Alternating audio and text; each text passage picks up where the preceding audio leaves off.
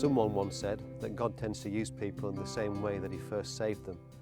I don't know if that's true, but it certainly is in my case. And I found God when I stepped off a cliff 1,000 feet up in the dead of night. And I suppose I've been free-falling ever since. I'm into the outdoors. I'm a mountaineer, a rock climber, an ice climber. I'm into bushcraft and survival, open water swimming. I'm into deer stalking. And all these things I do because it's part of my personality. I'm hardwired into it. It's how God has made me. I also have a wife, a family, and try to hold down a job at the same time. Makes life rather exciting. My story is about how God stepped in miraculously and how he continues to step in every day of my life. He continues to use me and to make me and to mold me to formulate the person he wants me to be. He's hardwired me into the outdoors. It's part of my DNA. It's who I've always been. And I don't have to apologize for that. It's something I spent probably 20 years apologizing for until I realized that this was God's plan for my life. I don't tend to find very many Christians in the outdoor pursuits that I do. But that's the whole purpose. The Bible says, how will they know if no one's sent to them? And God has decided to send me through my desires and my abilities into environments that most Christians just tend not to be in. So I can speak about God wherever I am. It can be in the gym, it can be out after I've been swimming with somebody, it can be while I'm climbing, while I'm mountaineering somewhere, even when I'm out deer stalking with a friend or with a client.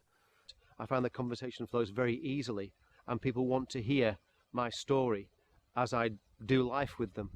It's a very natural thing that usually both parties enjoy enormously.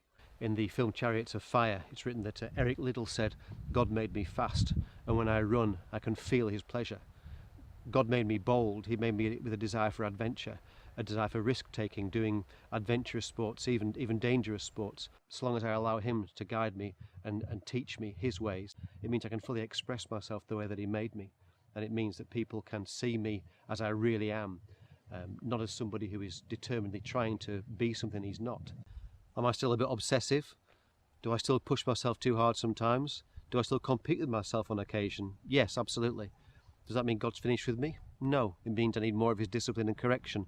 But he enjoys it all the time. It's who I am. So as I carry on this walk with him, I find myself being more and more fulfilled and more satisfied as he takes me to greater heights and greater depths than I would before. So if I'm climbing on a mountain, I can be every bit as aggressive as I used to be. If I'm swimming in the open water, I can be totally determined and flog myself half to death even sometimes. But when I'm sitting around a campfire as well, cooking a steak over a hot rock, I can also reflect on who God is, and I share all that with whoever I meet. And they see a real life, living a full life, but it's all for Jesus. That to me is what it's all about. Nothing's forced, nothing's false, nothing's fake. And what I am is what I am, how he made me. It's great fun as well.